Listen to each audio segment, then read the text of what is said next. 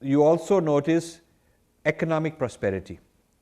The European historians of the history of economics, including now the latest encyclopedias on the history of world economics, will tell you that till the 1850s, India and China had about 2/3 of the world GDP.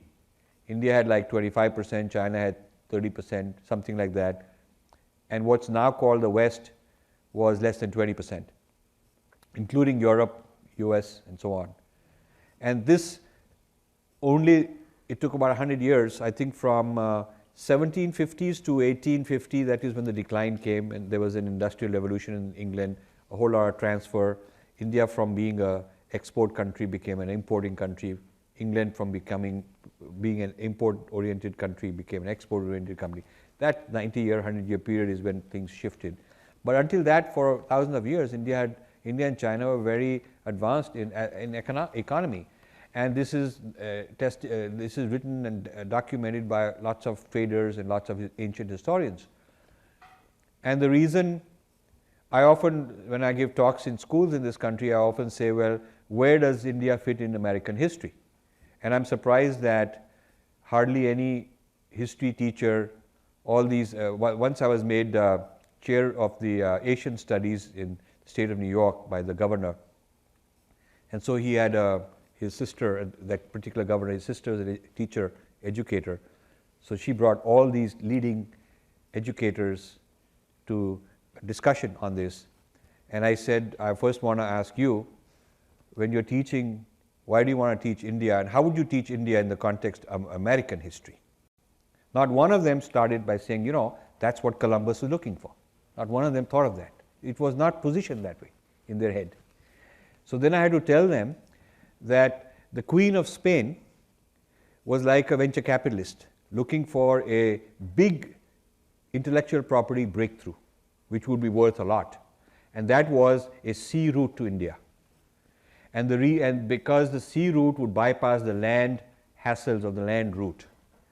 And the reason the land route was a hassle is because the Ottoman Empire, which was Muslims, the Ottoman Empire, controlled Central Asia, Eastern Europe. So the land route, which was traditionally called the Silk Route, from China and India on one side and Europe on the other side, blocked by the Ottoman Empire. So either they would not let things through, or they would charge 20 times the price. They would decide as a strategic advantage they had access to the Indian and Chinese goods. Europeans did not. It was a huge problem because Europe needed these things. And there was no sea route at that time. There was no Suez Canal. There was no around Africa, none of that. So the Columbus journey was a venture capital journey to find a sea route to India.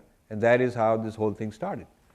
So you see, if you look at, and then Vasco da Gama took the route around Africa. One of them wanted to take the route across the Pacific, across the Atlantic, and the other one around Africa.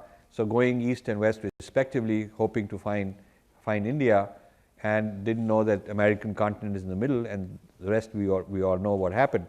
So you see, India has been a very important part of world history as a positive economy, as a source of knowledge, as a source of technology, as a source of all kinds of things.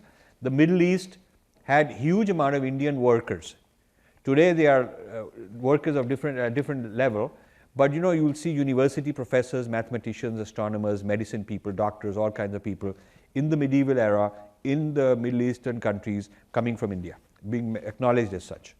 And a lot of the Indian knowledge translated into Arabic and Persian became part of the Middle East knowledge system, and then centuries later would be translated into European languages like trigonometry, geometry, algebra, a lot of these things which Europeans feel they got from the Arabs, and therefore they misclassify it as Arab numerals and so on.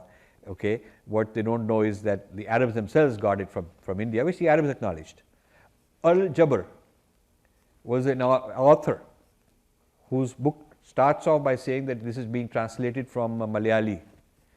And that book by Al-Jabr when it later gets translated into Latin and so on, that knowledge becomes known as algebra. So this India is a source of knowledge for the West, for the Middle East, and all over Asia. I mean, the people who never try to hide Indian contributions, you will find them in China, Japan, Korea, Southeast Asia today. It's very interesting.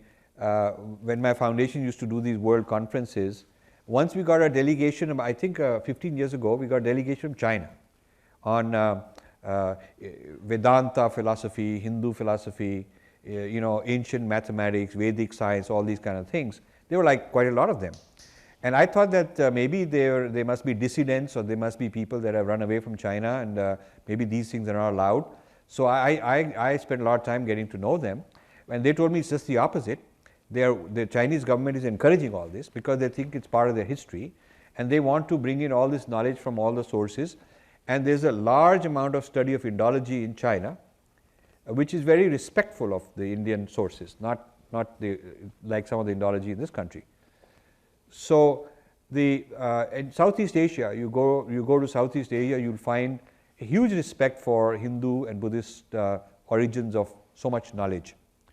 And we think of Buddhists having taken Buddhism to all over Asia, East Asia.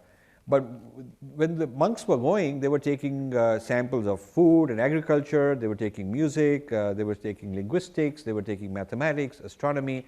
It was a huge amount of knowledge export. So places like Nalanda, which is a Buddhist university, would be like today's Duke University, Harvard University, Princeton University. They were like Ivy Leagues. And if you look at the history of Nalanda, it's written by foreign students.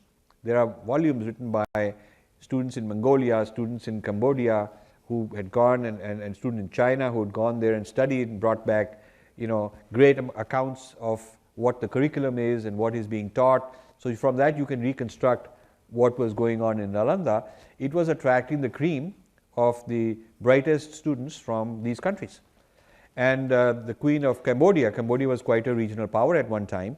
The Queen of Cambodia had endowed a whole college, built a college within Nalanda University for the sole purpose so her brightest students could be sent, live there, bring the knowledge back.